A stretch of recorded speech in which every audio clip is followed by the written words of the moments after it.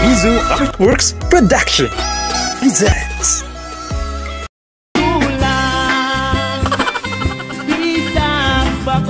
mga tambag pasiyaw ni Lolo Tekyo.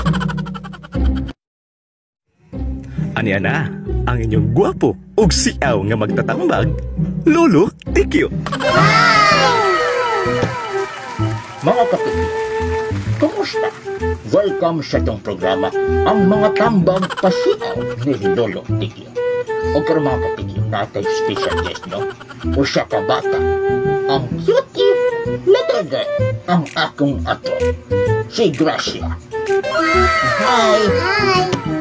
I-invite mo sa pag-follow sa iyang page, ang Gracia TV. Okay, di ka maglangan.